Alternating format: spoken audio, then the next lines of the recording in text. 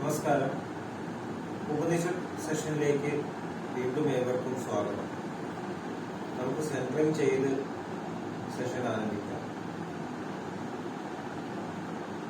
കണ്ണുകളടച്ച് ശാന്തമായിരിക്കും. ഹൃദയത്തിൽ കുടികൊള്ളുന്ന ദിവ്യപ്രകാശത്തിന്റെ സ്രോതസ് മനസ്സിനെ ആകർഷിക്കുന്നതായി അനുഭവിക്കും. ആ ദിവ്യപ്രകാശത്തിൽ കുറച്ചു നേരം ധ്യാനത്തിലിരിക്കും. മനസ്സിൽ ചിന്തകൾ വരുന്നുണ്ടെങ്കിൽ പൊതുവായി അവയെ അവഗണിക്കുക. ദിവ്യപ്രകാശത്തിൽ ധ്യാനം തുടരുക.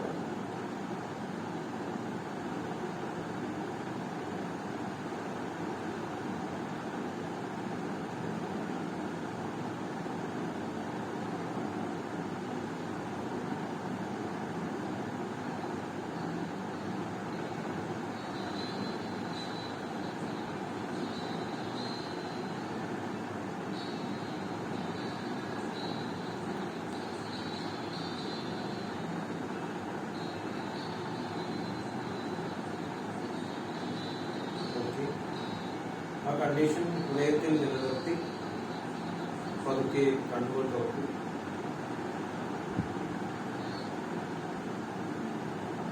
നമ്മൾ ഛാന്തോക്യ ഉപനിഷത്ത് തുടരുകയാണ്. 1-ാമത്തെ ചാപ്റ്ററിലെ 7-ാമത്തെ ഖണ്ഡം. 1-ാം ശ്ലോകം. പ്രാണേഷു പഞ്ചവിധം പരോവരീയഃ സാമോപാസീത പ്രാണോ ഹിങ്കാരോ വാക് പ്രസ്താവസ് ചക്ഷു ഉദ്ഗീതഃ ശ്രോത്രഃ പ്രതികാരോ മനോ നിധനം മനോവര്യാംസി വൈദാനി. പ്രാണന്മാരിലും ഒരുവൻ അത്യുന്നതമായ 5 തരത്തിലുള്ള സാമനെ ഉപാസിക്കണം. ശ്വാസം ഒരു ഹിങ്കാരമാണ്. വാക്ക് ഒരു പ്രസ്താവമാണ്. കണ്ണുകൾ ഒരു ഉദ്ഗീതമാണ്. കാതുകൾ ഒരു പ്രതിഹാരമാണ്.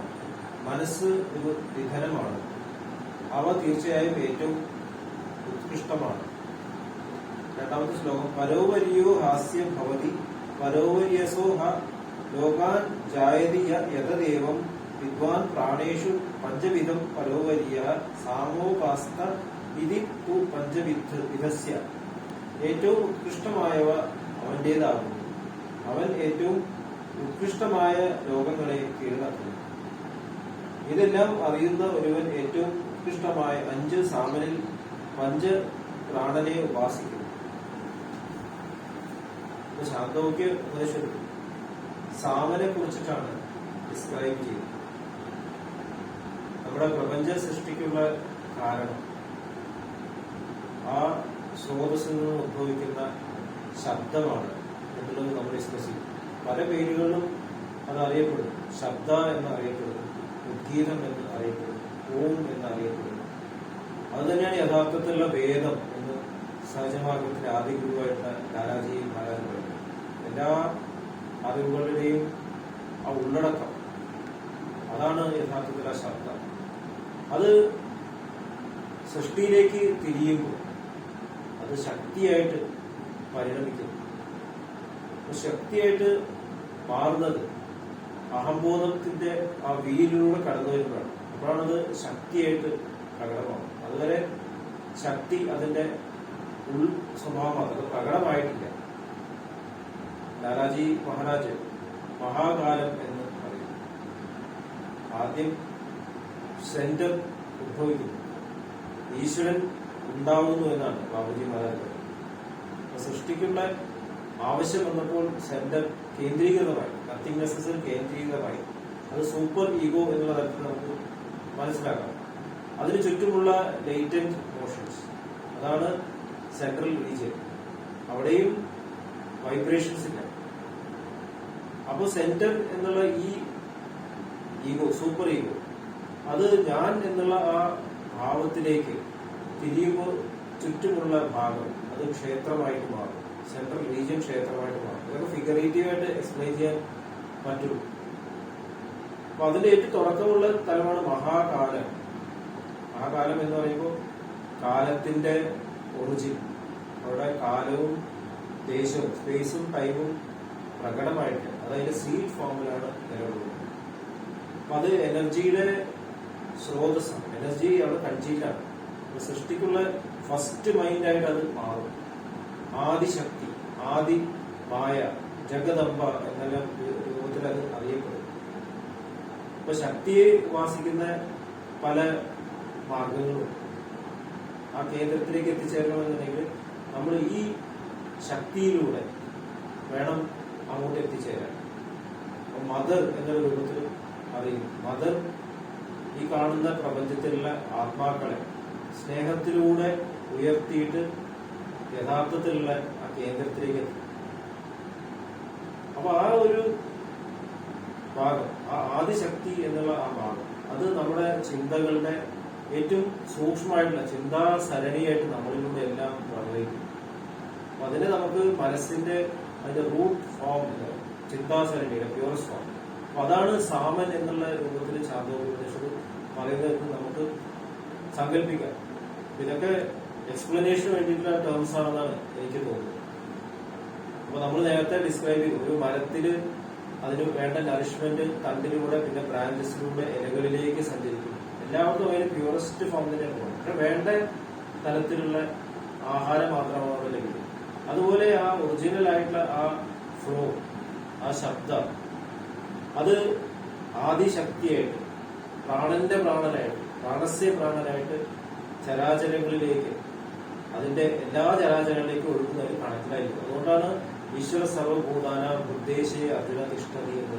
ഈ കാണുന്ന പ്രപഞ്ചത്തിന്റെ എല്ലാ ചരാചരങ്ങളും ഏറ്റവും ചെറിയ ആറ്റത്തിന് ഈ സെന്ററിൽ, കോറിൽ ഉള്ളത് ആ പ്യൂർ ആയിട്ടുള്ള ആ ഫ്ലോ തന്നെയാണ്.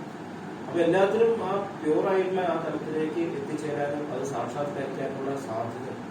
അപ്പൊ തിരിച്ചുള്ള ഒരു യാത്ര, ഈ സാമൻ എന്നുള്ള ഈ പല ബ്രാഞ്ചസിലൂടെ തിരിച്ചുള്ള ആ യാത്ര, അതിനെയാണ് നമ്മൾ സ്പിരിച്വൽ ആയിട്ടുള്ള ട്രാൻസ്ഫോർമേഷൻ.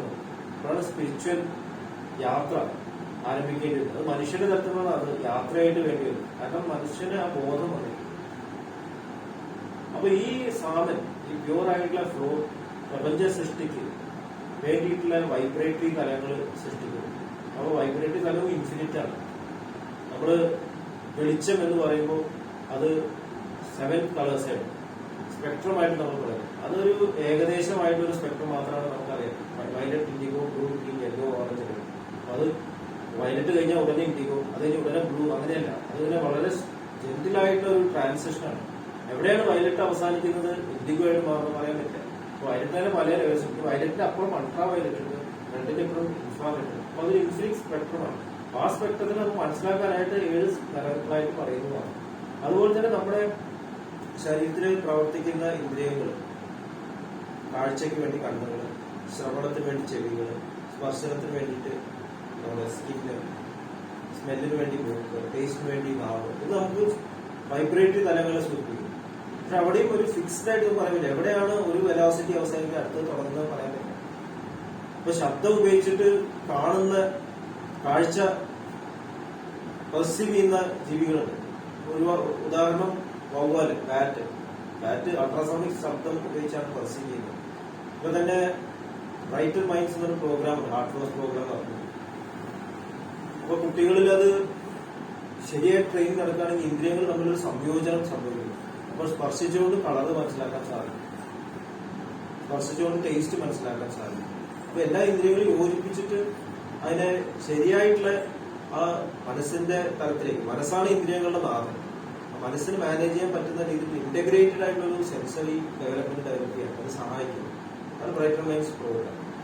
അപ്പൊ ഇവിടെ സാമൻ നമ്മൾ ഓരോ ഇന്ദ്രിയങ്ങളിലൂടെയും പ്രവർത്തിക്കുമ്പോൾ സാമനെ ഉപാസിക്കണം എന്നാണ് ഇവിടെ ചാന്തോക്യ ഉപദേശം. നമ്മളൊരു കാഴ്ച കാണുമ്പോൾ മനസ്സിലാവണം, ഈ കാഴ്ച കാണുന്നത് ഈ കണ്ണല്ല, അതിലൂടെ ആ വൈബ്രേഷൻസ് എന്നിട്ട് തലച്ചോറിലെത്തുന്നു. അത് പെർസീവ് ചെയ്യുന്നത് മനസ്സാണ്, മനസ്സുമല്ല പെർസീവ് ചെയ്യുന്നത്. അതെവിടെയാണ് പെർസെപ്ഷൻ നടക്കുന്നത് നമുക്ക് ഡിഫൈൻ ചെയ്യാൻ പറ്റില്ല. ഞാൻ എന്നുള്ള ഭാവമാണ് പെർസീവ്, ഞാൻ എവിടെയാണ് നിൽക്കുന്നത് അത് ആ തലത്തിൽ നിന്നാണ് പെർസീവ് ചെയ്യുന്നത്. അതുപോലെയാണ് കേൾവി. ഇനി എല്ലാ ഇന്ദ്രിയങ്ങളോടെയും ഒന്നിച്ച് പ്രവർത്തിച്ചാൽ നമുക്കൊരു കാര്യം മനസ്സിലാവും. അല്ലെങ്കിൽ 5 അന്ധന്മാരെ ആനയെ കണ്ട കഥ പോലെയാവും. അപ്പൊ ഈ ഇന്ദ്രിയങ്ങളിലെല്ലാം നമ്മൾ ഉപയോഗിക്കുമ്പോൾ ഈ ഒരു ബോധത്തോടെ വേണം നമ്മൾ ഉപയോഗിക്കാനായിട്ട്. ഇതെല്ലാം കാണുന്നത് എന്തിനു വേണ്ടിയിട്ട്, ഇതെല്ലാം കേൾക്കുന്നത് എന്തിനു വേണ്ടിയിട്ട്, ഇതെല്ലാം ഈ പ്രപഞ്ചത്തിലുള്ള ഈ സൃഷ്ടികളെ മനസ്സിലാക്കിയിട്ട് ഈ സൃഷ്ടിയിലെല്ലാം ഉള്ളത് ആ പ്യൂർ എസൻസ് തന്നെയാണെന്ന് മനസ്സിലാക്കിയിട്ട് നമ്മൾ അതിൽ നിന്നും ഉയരാൻ വേണ്ടിയിട്ടാണ്. ഇന്ദ്രിയങ്ങളെ ട്രാൻസെൻഡ് ചെയ്യാൻ വേണ്ടിയിട്ടാണ് ഇന്ദ്രിയങ്ങൾ ഉപയോഗിക്കുന്നത്. എന്തൊരു കാര്യം നമ്മൾ പഠിക്കുന്നത് അതിനെ മറികടക്കാൻ വേണ്ടിയിട്ടാണ്. ഇപ്പൊ പുസ്തകം പഠിച്ചു കഴിഞ്ഞാൽ, ടെക്സ്റ്റ് ബുക്ക് പഠിച്ചു കഴിഞ്ഞാൽ ടെക്സ്റ്റ് ബുക്കിൽ ഉള്ള കാര്യങ്ങൾ മനസ്സിലായിട്ട് പിന്നെ പുസ്തകം ഇല്ലാണ്ട് നമുക്ക് എക്സാം എഴുതാൻ പറ്റും. അതിനുശേഷം ആ അറിവ് നമ്മുടെ ജീവിതത്തിൽ പ്രാവർത്തികം പിന്നെ പുസ്തകം നമ്മൾ കൊണ്ടു നടക്കേണ്ട ആവശ്യം. ഇപ്പൊ 1ാം ക്ലാസ് 2ാം ക്ലാസ് പുസ്തകം നമ്മൾ കൊണ്ടു നടക്കുന്നില്ല, യാത്ര ചെയ്യുമ്പോൾ കൊണ്ടു നടക്കില്ല. കാരണം അതിന്റെ ഉള്ളിലുണ്ട്.